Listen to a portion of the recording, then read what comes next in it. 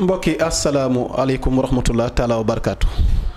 amaat mbégte ak kontante dellu siwaat ak yéen ci seen jotaay waxtaan entretien bii nga xamante ne nii nu ko baaxoon defee jamono ju ne rek tey nag dee doon numéro bu njëkk ci weeru koor wu tedd wii nga xamante ne nii teru na tamit dañ ko war a teral mu di gan goo xam ne ganu sunu borom la nag mu santu ñu daat kee woor ñun jullit ñi. tey ma ciy dalal gan goo xam ne nag miin na kër gi daanaka këram la ndax waxtu wu ne rek ay question d'actualité surtout lu jëm ci wàllu diine ak jamono dama ko fi dalal ñu fas yéene waxtaan ak moom. c'est un homme nag aux multiples facettes il est à la fois imam il est à la fois conférencier di écrivain di chroniqueur et tamit di maanaam spécialiste des questions islamiques bokk na ci téeréer yi nga xamante ni bind na ko bu ci gën a fës ma mën ko tudd mu di islam science ak société les écrits d'un imam africain kooku mooy imam Ahmadou Makhtar Kanté moom laay dalal tey ci sama jotaay waxtaan ñu fas yéene càmbar diine ak jamono surtout weeru koor wii nga xamante ni daal nañ ci dugg waaye ca tàmbali ga rek question yi bëri na ci xelu askan wi ci ay njàkkare tey nag ñu fas yéene leeral ak moom ci jotaay waxtaan wi imam bismillah ci jotaay waxtaan wi. bismillahi rahmaani rahim alhamdulillahi rabbil alamin wasalaatu wasalaamu ala rasulillah yaa Moussa Camara maa ngi tàmbali di la nuyu. di la masawu coono di la baalu xaq di la baal xaq loolu ma wax tam nga tegal ma ko ci loxo ñi ngay liggéeyal ak kilifa kër gi nga nekk te muy Sénégal nit ñi di rafet loolu seen liggéey ak seen xarañ di leen ñaanal wér ak tal ba fi ngeen bëgg a toll ci liggéey bi borom bi defal leen sax mu raw seen njort kon maa ngi ndokkeel communauté musulmane Sénégal yëpp ci koor gi di ñaan borom bi defal ñu ci tawfiq ci njëriñu àdduna ak alaxira bismillah imam fi ni dooree rek fan yi nu seen la nga ànd kook sa mbokk Maram Kayre ngeen doon séntu weer wi waaye ci séntu weer woowu noonu bi nu xëyee ca lendemain bi wóoruñu waaye ca mercredi bi tey la ñu tàmbali première fan ci majorité bi waaye mel na ni mardi am na ñoo xam ne woor nañ ndax ñoom jàpp nañ ni am na ñu gisoon maanaam weer wi wàllu gisu weer woowu noonu imam souvent muy indi confusion ñii di tàmbalee ñii di xaar imam noo jàngate situation séntu weer wi ak tàmbali gi ndax it li ñuy jaaxal mooy que ni ñenn ñi jàpp nañ ne war nañ mën a former une communauté benn umma war a woorandoo war a worendoo imam. waaw fi nga mujjee lay tàmbalee effectivement buñ ko tegee ci charia kese rek donc bañ cee rax dara communauté musulmane à l'échelle d'un pays war nañ mën a am les mêmes dates woorandoo koritendoo tabaski donc le même calendrier lunaire weeru jullit fukki weer ak ñaar yëpp laa wax de war nañ mën a àndandoor ci weer bu nekk kañ lay tàmbali ak kañ lay jeex buñ ko tegee rek ci charia mais mënuñu nekk ci benn réew groupe bu nekk am datu boppam problème bu rëy la ñaareel ba mooy dafa nekk yoo xam ne dafay engagé communauté bi yëpp bu ñuy bëggee dem julli korité bis bi ñeneen bëgg a julli si le lendemain maa ngi fàttali ko am na benn année fii Sénégal sax 3 korité amoon na fi kon désordre boobu désordre laa koy tuddee carrément désordre la amul fenn fu ñu ko mën a layal ci charia parce que yi nga xam ne dafay engagé communauté bi li charia teg mooy que ne communauté bi ñoo koy defandoo ensemble am benn kilifteef boo xam ni mooy valider li ñuy def loolu moo tax réewu jullit yi nga xam ne yëpp loolu amu fa dañ ko régler parce que dañu accepter principe bu mu am benn autorité boo xam ne ñoom la ñëpp di déglu même bu fekkee am na ay individus yu ci bañ a ànd duñ ko sañ a fësal loolu moo manqué Sénégal moo tax li nga wax il faut que ñu am benn organe. boo am parce que question bi justement fa la doon dem léegi en tant que borom yi xam-xam ak gëstukat ci li nu mel imaam tey naka nga gisee ni nii lañ mën a régler maanaam tey situation bi. ni ma gis ne noonu lañ ko mën a régler mooy au moins ñaari yëf benn bi mu am benn autorité boo xam ni moo ci àddu ñëpp àndu ci. ku ci àndul tamit nga téyel ko sa bopp wala sa biir kër mais doo former beneen communauté wala beneen groupe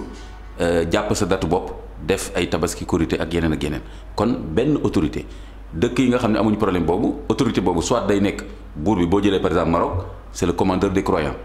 amul benn marocain même bu fekkee ni yow da nga jàpp ne yow gis nga weer bi wala keneen nangam bu sañ a taxaw bu fekkee ni communiqué bi génn na nga ne noo man beneen date lay jàpp kon autorité boo demee Arabie Saoudite Cour suprême mooy déclaré même pays yi nga xam ne ay pays laïcs lañu. parce que justement la question foofu la woon ndax Sénégal on a une république qui est laïque est-ce que tamit loolu xaw na compatible une république laïque tey jii ni mu war a mën a taxawal boobu kuréel. war na mën a nekk parce que boo jëlee tey jii làqatoo laïcité bàyyi désordre bi jaaduwul xoolal tey boo jëlee am na pays laïque yu bëri yoo xam ni lii amu fa malgré que dañoo laïque comme Sénégal parce que am na toujours benn autorité boo xam ni moom mooy valider tey jii boo jëlee ay Guinée fii ak yëpp noonu seen ministère de l'intérieur mooy joxe date bi kenn du tëb naan damay def leneen Gambie pays laïque la nga temps Yaya Jammeh et cetera donc Sénégal donte woon pays laïque la on a un commissaire au pèlerinage par exemple boo xam ne état bi koy nommé te kenn du ko contesté donc léegi moo tax ma ñëwaat ci question bi nuñ koy régler parce que question bi mooy loolu nuñ koy régler léegi mooy li ma la wax ñaari critère laa gis benn bi mooy il faut que ñu mettre en place benn autorité beneen bi mu am benn méthode de validation bu ñëkk accepté y compris le calcul astronomique ñu intégré ko ci nu ñuy valider information bi loolu mën nañ ko concilier ak visibilité moo xam bët moo xam ay instruments optiques léegi ma préciser léegi nag autorité boobu nu ñu koy mettre en place foofu mooy problème bi par rapport à un état laïque xam nga mooy lan mooy que xam nga le ministère de l'Intérieur il assure la tutelle du culte donc ñaar moo mën a am soit julli di organiser wu mettre en place benn organe boo xam ne mooy nekk interlocuteur état bi donc quel que soit nu ñu koy tuddee est-ce que day nekk une autorité musulmane de xawma lan ñenn ñaa ngi wax conseil supérieur islamique ñenn ñaa ngi naan nangam mais peut-être conseil supérieur islamique en tout cas comme loo xam ni la peut-être à long terme wala mën na gën a compliqué mais ñu am au moins benn autorité bu jëm ci wàllu les fêtes musulmanes nga xam ni état bi da koy reconnaître je peux proposer un modèle mooy que ni les chefs religieux les khalifes généraux envoient des représentants par exemple comme Konakook ni meloon mais sooxe woon na des représentants légitimes ñi ñu tuddee les associations islamiques et cetera envoyé ñu def benn rencontre nu ñu ko mën a tuddee congrès assemblée tout ce qu'on veut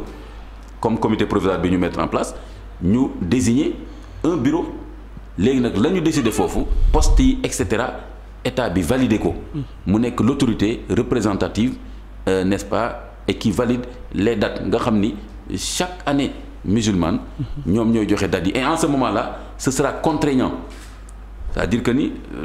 état bi da koy valider def sur le plan administratif un état doit être organisé comme ça on ne laissera plus maa fi nekk je suis carrément vraiment pour ça que ça soit contraignant qu'on ne laissera plus dans le territoire national qu'il puisse y avoir 2 fêtes 3 fêtes et cetera donc il faut cet organe-là deuxième bi mooy que il faut une méthode scientifique rigoureuse ce que je veux dire mooy d'abord intégrer calcul astronomique par exemple lundi ce qu'on a fait nous c'est parce que lundi c'était le moment de la conjonction donc mais est-ce que calcul astronomique boobu ça fait pas l'occasion nga gën ko maanaam leeral ndax souvent ñun ñii di xool tes posts xalaat yi nga xam ne léeg-léeg da nga koy posté ci sa page souvent dañuy gis tout un débat ak ay commentaires ci incompréhension peut-être imam xam naa li mu wax daa leeru mais calcul astronomique boobu noonu ngay wax ci wàllu séntu weer mu di benn méthode scientifique est-ce que naka leen koy mën a maanaam jëfandikoo tey jii nii ci islam gi ndax ñenn ñi ñu ngi xalaat ni il y a les méthodes traditionnelles yi fi nekk. waaw d'abord méthode scientifique boobu ma wax. daf may jaaxal nit ñi di ci am sikki sàkk parce que mu ngi ci alquran li ta'lamu adada sinina wal xisaab le terme xisaab calcul boobu te ñëpp xam nañu boobu calcul astronomique la. c'est pas le calcul général même bu doon calcul général sax dañ ciy dugal calcul astronomique parce que calcul astronomique ni ngay waxee multiplier diviser lu gën a sophistiqué la rek ñu def ay équation dem ba léegi di wax ay logarithme ay fractal mais calcul le terme alquran utilisé na xisaab. li taalamu pour ngeen xam nu ngeen di calculer léegi nag comme dafa wax affaire jant affaire weer ça veut dire que calcul bi c'est appliqué à la trajectoire du soleil et de la lune ash-shamsu wal qamaru bi husban donc man vraiment je peux pas comprendre que ñu bëgg a évacuer calcul beneen bi les heures de prière sont calculées heureusement pour nous tey jii fi mu nekk nii yow tisbaar bu jotee léegi nii j'espère que vraiment heureusement pour toi que tu as une montre et tu as des heures calculées validées yoo xam ne dina la empêcher nga def 2 escaliers yi wàcc ci suuf pour dem ci wetu benn garab pour xool sa taayu silhouette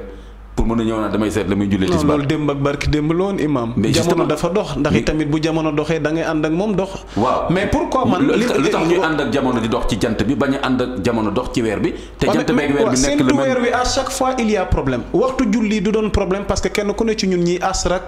tàkkusaan ak waxtu wuñ ci mën a doon maanaam tey jii ne xam nañ ne waxtu sàngam la. nan lañ ko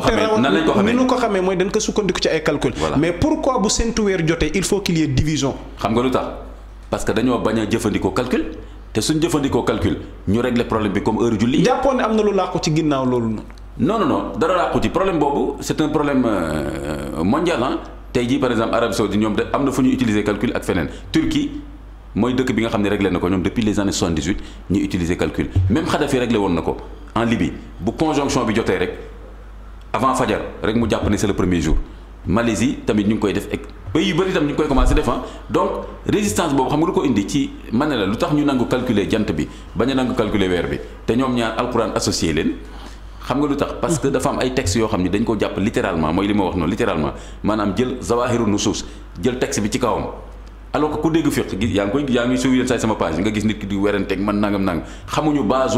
nu ñuy génnee àtte ci texte lenn la nu ngi ciy génne àtte wax répété naa ko ba sonn xukm bi jugement bi ngay génne ci texte bi kooku dafa laaj géeju ci fiq parce que am na lu ñuy wax mantuq mooy logique gu texte bi apparence am na lu ñuy wax qat'i zaniyatu dalala qati'atu dalala am na loo xam ni mafhum bi maanaam li nga ciy dégg mën na wute ak mantuq bi maanaam logique apparent texte bi lu mu la jox loolu c'est un travail de droit ñiy werante ci page Facebook bi yëpp amuñu background boobu te islam du ay caaxaan de islam cuune du ko lijjanti léegi nag kon am na ñoo xam ni nusuus yooyu nga xam ni dafa am te yéen sa salaam di ci wax na ngeen bu ngeen séentoo gis ngeen woor bu ngeen gisaatee ngeen dog mais loolu tey ulama yi nga xam ne ñu ngi ciy liggéey yëpp dañ naan na mais loolu jamono jooju effectivement nit ñi séentu lañ amoon moo tax bu mu waxee xadis bu am solo boobu inna ummatun ummiya ñun dañoo nekk ñoo xam ni mënuñu jëfandikoo calcul mënuñu jëfandikoo bind waaye na ngeen xam ne weer bi léeg-léeg mu ne fanweeri fan léeg-léeg juróom-ñeenti fan ulama yi ne lii boo demee ci Ibn Hajar bi muy commenté xadis boobu ci Bukhari dafa ne lii yonent mi ngi ci doon wax ak ñam doon dundal ci jamonoom te ñooñu xamuñu woon calcul moo tax mu wax leen loolu mais léegi jullit bu ñu demee ba xam calcul illa boobu la taxoon yonent bi ne leen yam leen ca la ngeen xam daf fiy jóge Ibn Ashir Ibn Mohamed Shakir moom la wax mu def benn article en 1930 daal ne nañu dellu ci calcul astronomique léegi tant que loolu nanguwuñ ko justement du ñu mën a jëfandikoo calcul te suñu jëfandikoon calcul régler problème bi fi mu nekk nii France communiqué bi ñu génnee dañuy def datu koor gi ak datu korité communiqué bi pare nañ ci déjà Turquie noonu la ñeneen ak ñeneen noonu la kon loolu moo taxoon ñun ñu def démonstration en disant que lundi conjonction am na ku fi bëggoon séntu Sénégal dimanche. loolu Vélingara jàpp ma ne information boobu wér na. mais am na ñu ci sukkandiku ba woor mardi imam ay erreur rek. parce que souvent tamit islam lii dal sa xel tamit dañ koy mën a nangu ndax léeg-léeg mën nga ne diw gis na mais bu fekkee tey jii ni moralité am doy na la war nga mën a sukkandiku ci waxam bu fekkee jullit la. waaye tamit bu fekkee dalul sa xel te yow gisuloo sa bopp est-ce que tamit nit ñi du ñuy bëgg lu ñuy gisal seen bopp mu leer leen mbaa keneen wax ni gis na yow jàppoon ni kooku war na la mën a doy nga téye sa bopp. waaw. man dama gis ne dañu war a dépasser léegi ay doy ma ak ñàkk ma doy yaa Moussa doy na ma Kanté doy na ma dañu war a dépasser loolu. parce que ki ne Vélingara gis na xam nga tey toute une communauté tey jii nii ki ne Vélingara kan moo ko validé c'est-à-dire que dañu soxla. il y a une commission qui est là boo xamante ne nii c'est des musulmans de ce pays là qui ont débuté le jeûne maanaam tey jii nii mardi. d'accord mais commission boobu réglé wul problème bi xam nga lu tax commission boobu est-ce que tënk na la yow est-ce que tënk na ma man. ñi ëpp ci Sénégalais yi tey est-ce que commission boobu tënk na leen. la majorité certes ñun ñëpp dañu xam ne tey la ñu tàmbali seen première phase. voilà ñoom ñu tàmbali mardi ci nga bokk ci laa bokk ci la ñenn ñi bokk mais tamit du tax xëy na ñu bëgg tamit xëy na bañ a nangul ñi tàmbali mardi tamit seen koor. waaw non mais on essaie de chercher une solution donc su fekkee dañuy constater loolu rek jarul ñuy discuter kon problème bi mooy que. mais l'idéal serait que ñun ñëpp maanaam mooy li nga doon wax léegi comme propose tey jii ni une solution état bi jéem a xool naka lay saafara. mais justement donc on va pas régler le problème en disant ku nekk nañ la nangul li nga wax juste mooy loolu mooy c'est ça les limites. moo tax ma ne la il faut mu am autorité bu koy valider dafa am xaakim ci charia noonu la ci charia musul am benn nit rek di wax nii même bu ñu lay wax naan yonent bi am na ku jógee ci àll bi ñëw nii et cetera. mais yonent bi mooy autorité bi ko valider. mais waa ji du bu fekkoon ku mu dajal ci saxaaba yi rek kooku nekk woor leen wala bu leen woor est-ce que dina dem justement moo tax dëkk yi ko réglé dañu am autorité. Sénégal nag suñu liberté bu bari beeg suñu coow lu bari rek et cetera donc moo tax ma ne la sur le territoire national avec une république. avec une administration et cetera boo ma ko mayaatee rek nga revenir at ci schéma boobu noonu ngir ñiy teewlu nga revenir at ci schéma de. solution bi nga xamante ni moom nga proposé daal ciy dugal parce que on a un islam confrérique tamit au Sénégal ndax dugal nga ci kilifa diine ci seeni représentant ak organisation islamique yi fi nekk schéma boo ci mënee dikkaat. waaw Sidi Mokhtar ba mu ñëwee bokk na ci première déclaration mu ne question bi laa bëgg ñu régler ko. bëggatuma dégg ñu wax fi ñaari korité ñaari tabaski ci jamonoom amatuloon ci jamonoom souvent dañuy wax ni comité mouride bi ñoom ñoo gën a strict gis ak bët jàkk et cetera. mais defe naa Serigne Sidi Mokhtar radiyallahu anhu moom réglé woon na problème. réglé woon na ko jamonoom kenn du dégg moom ñaari korité wala ñetti korité. kon solution possible na kon man mënuma ànd ak tous ces gens là pessimistes là non Sénégal du dem naa ànduma ko parce que ça peut être réglé Sidi Mokhtar ci jamonoom. mais Touba korité nañ tabaski maa ngi fàttaliku bu baax te gisuñu weer bi Touba. voilà parce que dafa ñëwoon na la léegi fu ñu ko gis te mu nekk ñoo xam ni ñu xam lañ war leen a wóolu effectivement kon mu des autorité comme li nga baal ma rapidement benn kii li nga wax léegi gis nañ ko Matam Vélingara ñi wax ne gis nañ ñan la kan moo ko suivre ba mën ko valider est-ce que benn villageois bu nekk Vélingara rek bu waxee ñu mën a nangu. ça veut dire que n'importe qui peut appeler à la Konakok sa waay fi ñu toll nii avec les moyens modernes nga xam nit bu wootee sax war nañ mën a xam téléphone am ak ban heure la woote ku démb mardi lundi. ku woote 20h30 yaa ngi may dégg. daal ne gis nga weer bi waruñ la déglu parce que loolu mooy njëriñu calcul bi. te comme ni ma la waxee xam nga lii su ma ko waxee. même je vois même des scientifiques même certains de mes amis ay scientifiques de yu wax naan waaw mais on ne sait jamais nit mën na ko gis. ma ne leen bon kon yéen a ngi remettre en question la validité calcul. kon léegi bu fekkee ne calcul bi ak ñàkk calcul benn la loolu laa ne ma kon nañ ko bàyyi. nañ ko bàyyi léegi yow yaa Moussa lu tax nga toog di wax ak man nii c'est parce que da nga gëm ne li may wax nit ñaa ngi koy dégg caméra baa ngi feeñ mais da nga gëm ne kon calcul bi c'est efficace kon suñu nee non woy calcul am na mais nit ñi mën nañ gis ma ne leen kon tàkkusaan mën na nekk tisbaar. parce que tamit da ngeen doon ñoo xam ne réew mi dañ leen di déglu dañ leen di bàyyi xel. rawatina li tax ma invité la sujet bi nga xamante ni ci la ñuy waxtaane tamit. ku la ko nangu tamit xam nañ ni tamit sa spécialité la. kon dafay yell nu teg la fi laaj la ngir nga leeral ndax gis nañ la keroog nga ànd ak Maram Kayre ma koy nuyu de passage. ngeen doon jublu ci wàllu séntu weer wi. kon loolu bu jaaxalee nit ñi war na noo mën a xam nga expliquer ñu ni mu demee donc pour ñu terminer rek ma bàyyi la nga jeexal chapitre boobu ak schéma bi nga xamante ni moom nga proposé par rapport ak résolution bi ci li nga jàpp ne daal bu nu ko defee war nañ mën a régler problème bi. mooy loolu mooy il faut un organe. et une méthode et une organisation te organisation moom su ma ko waxee dugg na ci biir organe bi parce que tey comité provisoire bi ñu mettre en place xam nga 3 tendances ñoo fa nekk ku ci nekk yaa ngi woote légitimité te mën nañu ko nangul parce que ku nekk si ñooñu foofu du gan ci commission bi donc mën nañu ko nangul keneen koo xam ne yaa ngi ñëw il faut pas oublier que CONACOC c'est une association privée c'est pas une association nationale bi dañu ko ciy wax nii rek c'est pas l'état qui l'a mis en place moo tax état bi mënu leen imposer dara léegi nag kon comme loolu am na ci bu nu génnee ci koor gi ak jàmm nañu dellu si comité provisoire boobu bañ a nekk benn comité provisoire mujj nekk comité provisoire éternel quoi immortel na nekk benn comité provisoire boo xam ni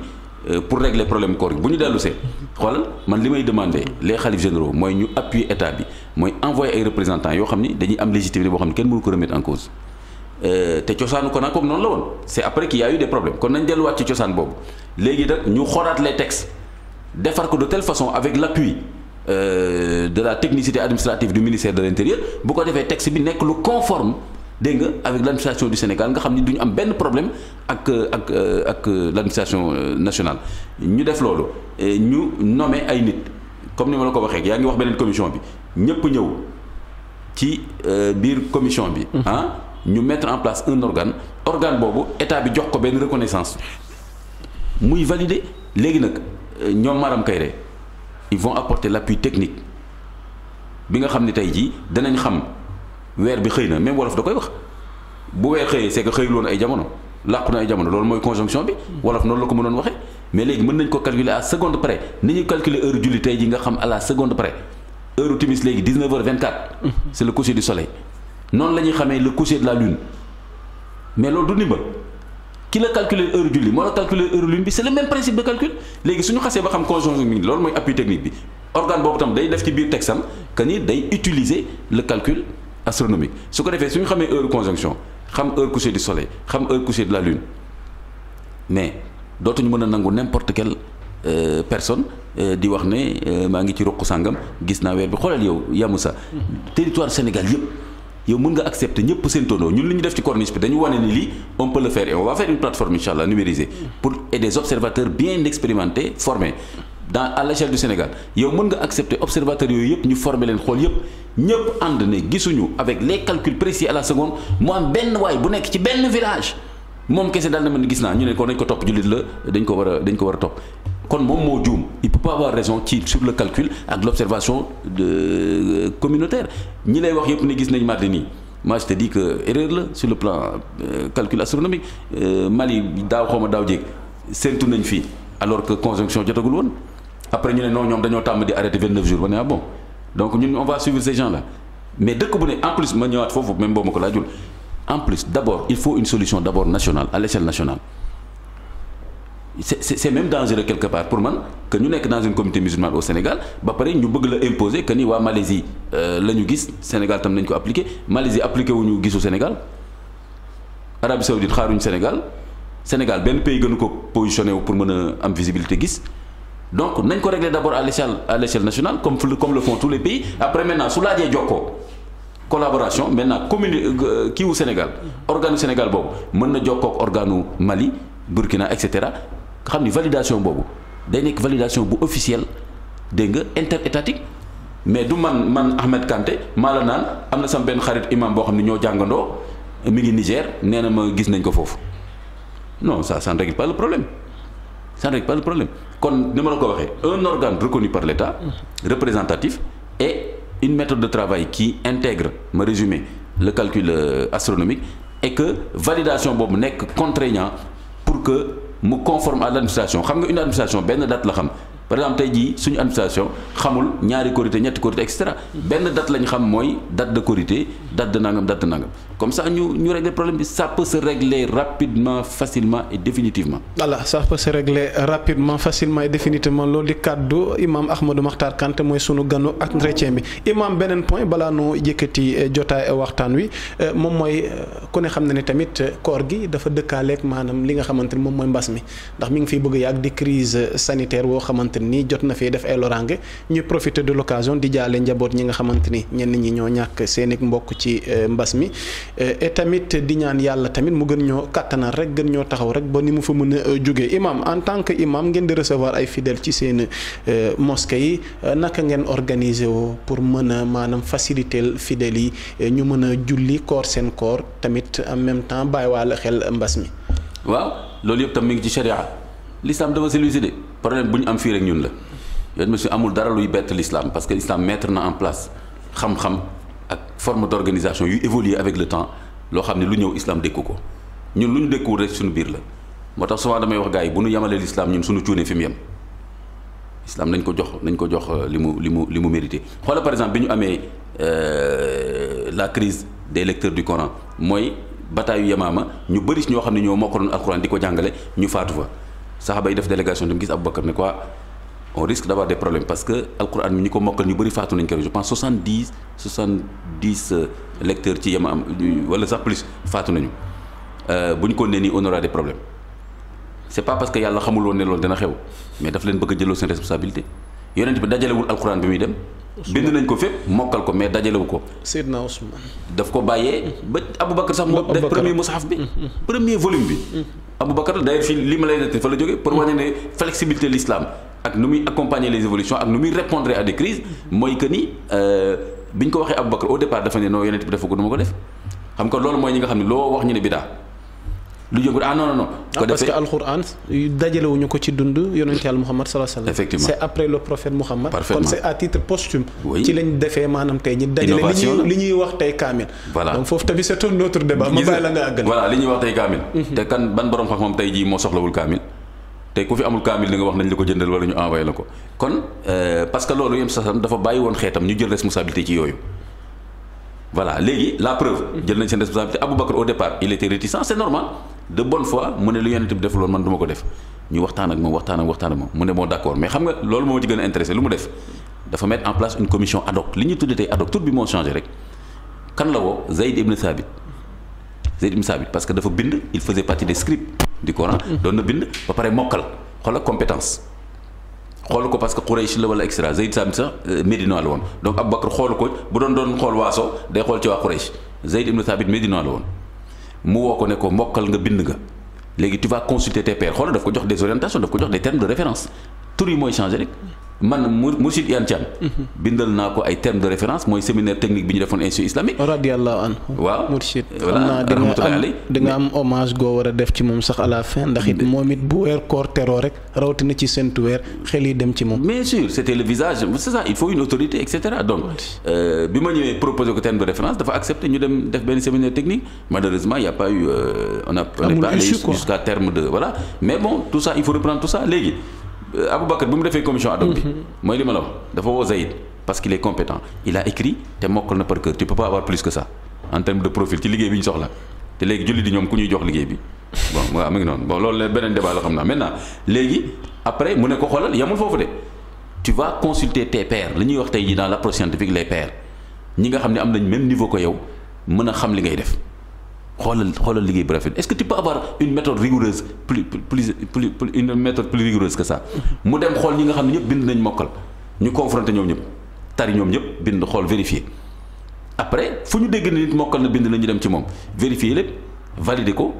kooku ñëw xool jox ko li ñuy tuddee tey rapport bi ñuy wax ne le président a reçu le rapport de telle autorité jox ko Aboubacar rapport boobu mooy premier Moussa Aboubacar jël ko après doomam kii la ko bàyyee Aboubacar bàyyi ko Omar bàyyi ko Hafsa donc commission bu mel noonu c'était une commission technique basée sur la compétence sur la consultation des pairs et sur la validation par la communauté donc pour ñëw foofu pour wax la ni mbas bi tam bi mu ñëwee mais charia tegal nañu lépp loo xam ni war nañ ci organiser wu tey suñ jëlee kaawu sunu mosquée point E bon li ñu def mooy dañu fexe ba nga xam ne porte entrée mosquée bi mu am gel am vigile ñu fay nekk ñoo xam ne ku ñëw dañuy vérifier que tu es venu avec ta natte de prière indi nga sa jaada jullikaay yore nga sa masque dégg nga boo ñëwee jël gel ñu bàyyi la nga dugg boo ñëwee ci mosquée bi ñu respecter règle distanciation démb commencé nañ suñu naafile la mosquée était pleine après ci biir naafile bi am na un peu quelques problèmes parce que am na ñoo xam ni bu nu génnee xam nga bu la neexee nga naafile tuuti dem bu nu génnee ñeneen ñi duñu bëgg a dem fi koo ko jógee parce que xëy na ñoom dañuy jàpp ne place boobu bon xam nga yooyu mu ngoog mais yooyu ça se règle avec la sensibilisation donc on a pris les dispositions ba nga xam ni démb mooy suñu premier naafile sunu mosquée bi feesoon te xam naa ni tey moom ñi ko yëgul woon tey danañ daw si ñëw ànd ak seen sajaat donc c'est des questions d'organisation qu'on peut régler facilement par la sensibilisation et on a suffisamment d'arguments d'enseignement dans l'islam pour lu mën a ñëw ñu mën ko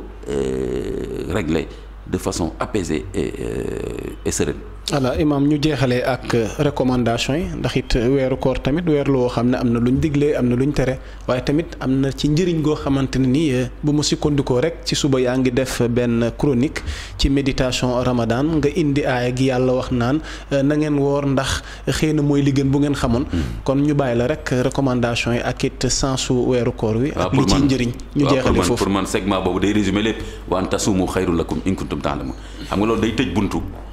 képp koo xam ni yaa ngi bëgg a soobantal koor wala ñi sant Camara commencé sama nii da doon métti sama tension et cetera feebar yi tamit aaya bi ñëw ne la nga woor moo gën boo xamoon y a rien de plus beau que ça man segment boobu voilà su fekkoon xam nga wooral waaw parce que li ci nekk yëpp jar na ko ci lu feeñ ak du nëbbu mais nag jëfandikoo rek mooy tax nga xam ko moo tax ma ne woor leen su ngeen wooree di ngeen gis njëriñ bi mais boo fi nekkee di préparer koor gi nangam mais sama bopp métti na digg et cetera non da ngay woor boo wooree nga gis résultat yi léegi nag kon déjà mi ngi noonu woor yàlla defu ko pour fitnaal ñu mais daf ko def pour ñu defaru ci ñun ñuy woor ñoo ciy defaru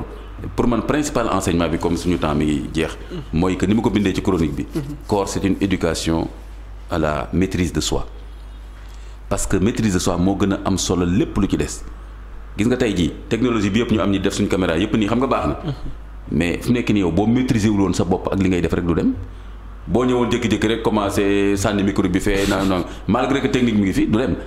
mais le fait que nga maîtriser li ngay def xam question yi nga bëgg a poser Imam Kanté toog di ko poser di ko may muy tontu c'est la maîtrise qui permet cette communication et tout donc lu yàqu ci kaw suuf yëpp lan moo ko yàq ñàkk maîtriser sa bopp kon alquran bu ñëwee di ñu sant benn méthode boo xam ni pendant un mois day tax nga mën a prendre le pouvoir sur tes passions noonu laa ko tuddee prendre le pouvoir sur tes passions sa bànneexu bakkan ne la defal li nga ne ko defuma ko li yàlla santaane lay jiital loolu mooy taxawaa bi mooy que lépp looy def ci sa dund même après koor doo def li nga xam ne sa bànneexu bakkan moom la sant doo def copain yi li ñu la sant doo def mode bi li mu bëgg nga def ko doo def seytaane li mu lay joxal mais da ngay def li yàlla bëgg. loolu moo tax nga gis ni pain bu neex fii nga romb ko nga ne ko duma la lekk de waaw quelque soit goût ba mën a am fekk diggante fajar ba timis mënoo dog sama koor. ma résumé ko ne bu nit ne du ma dog sama koor nga yow yaa ngi nii woor ma jox la pain léegi nga ne non du ma dog sama koor mais au fond lan nga ci jublu c'est pas du ma dog sama koor rek xam nga soo lekkee loolu mooy sa koor moom dog na. mais du ma dog sama diggante ak yàlla nga ci jublu en fait. cordon ombilical bi. voilà bi la lii ak sa borom. bi la lii ak sa borom. te bi la lii ak sa borom mooy sami'na wa ata'na bi alquran waxoon waskuru ni'matallahi alaykum wa mithaqahu alladhi wathaqakum bihi iz qultum sami'na wa ata'na nous avons entendu nous obéissons. yonent yàlla Ibrahima kat li mu am yëpp ci yàlla ci loolu la ko amee ko yàlla ne defal mu ne danaa def ba ci faatal sa doom mu ne danaa def newul pourquoi ak lu ma ci nar a fekk mais ba mu defee xoolal lu ko ci fekk ci maqaama mais Ibrahima avant muy dem pour faat doomam xamul woon li mu ciy am mais li ko ci yàlla wax yëpp après la inna kadhalika najzil muhsinin inna yooyu yëpp après bi mu jëfandikoo. kon koor suñ ko jëfandikoo nu mu waree am suñu agenda bu bien def benn hygiène de vie bu correct jàpp suñu bopp ci lu ñu war a jàpp suñu bopp organe yëpp dégg nga def farata yi def naafile yi séddoo lu am lu mu bari mu ndaw ak ñi ñu tane dégg nga kon koor gi yëpp yërmande lay doon ak njéggal dégg nga. mais am na ñu mu warul am na ñu mu warul tamit ci côté charia am na ñu mu warul koor. waaw képp koo xam ni. naroo woor doo ko teg ci sa bànneexu bakkan da nga koy teg ci bu fekkee am nga xam-xam bu la may nga xam ni yow am nga charte yu la may nga bañ a woor soo ko amul da ngay laaj ñi ko xam mais amuloo droit nga yeewu rek ne man du ma woor déedéet loolu day contraire ak koor li mu bëgg mooy xeex ak sa bànneexu bakkan ak doyloo sa xalaatu bopp ak yooyu parce que sa xalaatu bopp mën na doon xërëm booy jaamu loolu sax dafa xew léegi Sénégal moi je pense que man na tant que non yaa ngi jaamu sa xam yaa ngi jaamu sa xalaat kon koor lim ñu bëgg a defloo mooy justement ñu bañ a jaamu keneen ku dul yàlla kon nag léegi te bu fekkee ni yow libéré nga sa bopp ci sa bànneexu bakkan nit ku baax rek nga mën a doon parce que mooy li ma la wax lu fi yàqu rek bànneexu bakkan moo ko yàqu muy guerre yi ngay dégg ak coow li ci quartier bi fii ak ñaari ngay gis ñuy xeex ci mbedd mi lépp boo leen laajee ku ci nekk lan lay doon bëgg a jël yëfu jàmbur wala jéggi foo war a yem wala foqar ci loo moomul wala ñàkk doylu yooyu bànneexu bakkan rek ni ko borom xam-xam yi ñu jeexalee foofu tënkee ci ñett rek ñett ñooy ndeyu bàkkaar yi alxirs wal kibr wala xasad convoitise ñàkk doylu loo amul rek ngay bëgg mu jaral la lu ne loolu yàq na àddina yu bëri faat na bakkan yu bëri faat nañ ko ndax bëgg loo xam ne yoroo ko beneen bi mooy kii yoyowul lii jalousie dugg na xasad iñaane ko iblis mu ne aadama yoyowul nekk xalifa yàlla ci kaw suuf mu jaral ko ba fi mu toll gis nga li mu ko jaral ba mooy histoire àddina sax nga gën a xool ne jalousie gis nga ni mu mel alxasad beneen bi mooy lan al kibr man la ñeneen ñi duñ dara ñett yooyu mooy ndeyu bàkkaar te booy woor da lay permettre nga xeex ak sa bànneexu bakkan ba yooyu bañ a feeñ ci yow. Imam sa kàddu gu mujj tàggatoo bi. di ndokkeel communauté musulmane bi yëpp di ñaan wax dëgg yàlla nañ ñaan bu baax rawatina ci weeru koor. xam ni weeru nangu ñaan la. xanaa ay millions de sénégalais bu ñu sellalee seen koor ñaan yàlla ne ko affaire ñu woorandoo bi am les mêmes dates. nañ ko ngir yàlla nañ ko dugalaale ci biir li ñuy ñaan bañ a ñaan rek sama doom na réussir parce que bale may wut yàlla may ma ko. mais communauté bi am unité au Sénégal loolu ñun ñëpp ñu woor te yàlla tax ñaanaale ko rawatina bu ñuy ndogu yàlla ne du ma delloo ñaanu ko woor bu sell nañ ko ñaanaale comme ça au moins ñu mën a régler problème mu calendrier musulman ak yeneen yoo xam ne jullit dañ cee war a jubóo. Mourchid Iyane Thiam. Mourchid Iyane Thiam lui rendre hommage parce que liggéey yombul parce que Sénégal moom mooy li ñuy wax rek quoi da ngay toog sa salon teg sa ataaya di seetaan sa benn télé lu la neex nga dingat lu neex nga weddi. kooku di def loolu boo ko woowoon suba rendez-vous bi nga ko jox sax du ko respecté waxuma la nag nga ne ko nañ liggéey pendant des années kon def na fa liggéey bu am solo man ba ma demee ba gis ne maintenant commission bi commencé na am ay problème ma nekk un jeune musulman intellectuel et cetera je me suis dit j'ai la responsabilité d'apporter quelque chose man sama bopp maa dem ba këram ñëw toog ni yoon teg moom ay nit dañ ma waxoon yii du la jox rendez-vous parce que xamul et cetera man leen comme yàlla laa ci jublu yàlla de su bëggee ma dajeek moom yàlla dana def solution. comment était l'homme ci tënk rek ci jëflante gu gàtt gi jëflante ak moom. courtois jovial souriant comme d'habitude noonu ma ñëw mu ne ma toogal nangam yow waa fan nga extra ma ne ko man waa mosquée point là mais mu ne ma waaw dinaa lay dégg yéen saa kii nii waaw yéen communauté musulmane bi lu bëri la ñuy compter ci yéen ma ne ko waa loolu yëpp nag ci yéen la jógee parce que ñun tey fi lu ñu fi jàng ci arabe ak fiqh ak alquran ak ñenn su ñun am bourse dem loolu yëpp ci yéen ñi mu jox ci bourse ci réew mi fi kenn xamul nu mu toll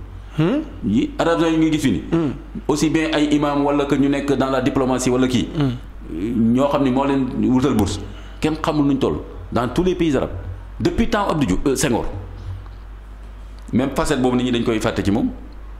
donc bu ma ñëwee mu ne ma lan moo doon sa soxla ma ne ko dama ñëw en tant que ouvrier de l'islam mu ne ma répété lan mooy ouvrier de l'islam mu ne maa la mag fopp fu ne dem naa fa maa ngi doog a dégg ouvrier de l'islam ma ne ko ouvrier de l'islam mooy kii rek liggéeyee l'islam waaw xaadimul islam mooy xidma rek waaw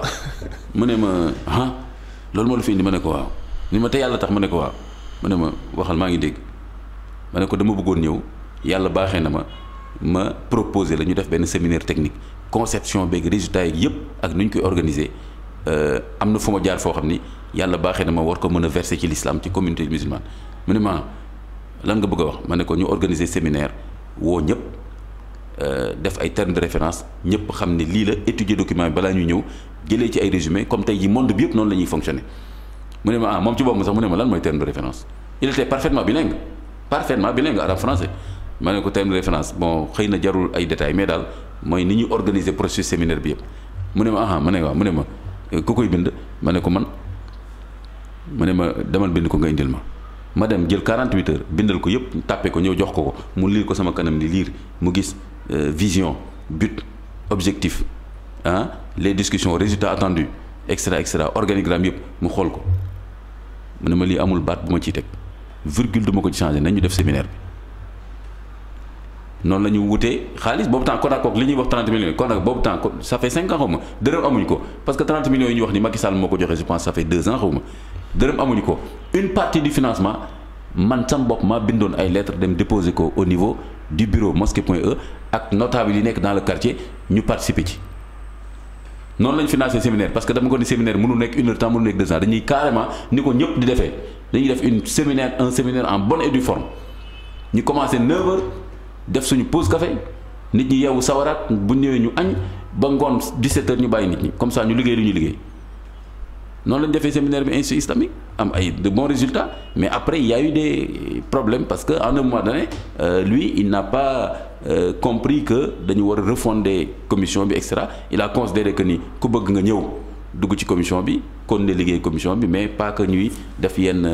remise en cause yi bon foofu nag la ñu jubóolu woon tellement mais c'est le moment de le faire et ñi ma gis ñëpp ci tendance yi muy docteur Bouchra Dieye ci membre fondateur yi la woon muy sunu baay njigéen muy keneen ki imam Diène qui est beaucoup plus un administratif donc mais il a son rôle te tamit ma nga fa woon depuis ci tàmbali liggéey ba ko il faut reconnaître na ba ma doon dem RTS bi séentu ak ñoom ñëpp dañ doon toog mais yaa Moussa comme li ma lay wax ba tey rek téléphone fi ñu toll nii tey nga mën a am une plateforme numérisée yow mi suñu la ko bàyyi woon nga defar ko monde digital lañ nekk mais nga yore téléphone xoolal nit woote Tamba may Ablaye Ndiaye gis naa weer bi nga ne ko demal ci préfet nga wax ko est-ce qu'on doit continuer comme ça te ñu mën a def benn digital boo xam ni plateforme boo xam nit buy woote léegi nii ñu xam fan lay woote ak TREC en partenariat avec Sonatel ak ADIE bu gouvernement bi mooy li ma la wax appui bi ministère mën a envoyé on va mailler le territoire tey ji yow yaa Moussa ñaanal ma ko jàmm de tey boo fi defoon benn njombe bu ndaw nii foo nekk ci Sénégal ñu jël si la dans les 24 heures. localisé la loolu technique boobu islam mérité wu ko islam mérité wul boobu technique. en tout cas ñu ngi koy xaar ci yéen borom xam-xam yi nga xam ne loolu seen spécialité la. on est en train de mettre en place la plateforme numérisée ba nga xam ni dañuy former ay groupes d'observateurs partout dans les régions boo jëlee les professeurs d'histoire géographie amul fu nekk Sénégal boo jëlee les professeurs de mathématiques de physique chimie les historiens plus d'autres cadres qui sont dans les régions qui sont des musulmans yoo xam ne boo leen woowee ñu ñëw nga former benn groupe d'observateurs jox leen les critères former leen jox leen un équipement doo régler problème bi voilà. kon imam ñu ngi lay jaajëfal ci foofu nga tëjee ci hommage boobu nga xam ne yaa ngi ko doon rendre sunu maam sunu papa Mourchid Iyane Thiam radiyallahu anhu fa mu nekk gënal ko fa mu jóge ak mboolem ñu jiitu di jéggaluwaat ñi ñu doon teewlu di leen masaw te di leen baalu àq ci ramadan bi ci sama tur ci turu Abdoulaye Seck mi nga xamante ni moo nekk ci xarale gi ak waa Sénégal yëpp sunu mbokk internet yi di wax ni daal nii la ñuy ànd ak yéen ci weer wi waaye nii la ñuy ànd ak yéen ci jamono ju nekk ci waxtaane li nga xamante ni dafay soxal dundinu waa réew mi ak ñëpp ñu ñuy teewlu te mën cee jëlee njëriñ ñu dalaloon nag sunu kilifa sunu sëriñ sunu xarit imam Ahmadou Makhtar Kanté fële ca Point E ak it nu ko présenté ngeen gën nu ko miin mu doon leeral lu jëm ci wàllu koor gi ak rawatina ci lu jëm ci wàllu séntu weer wi kon di leen jaajëfal ci ànd geeg topp gi wasalaam.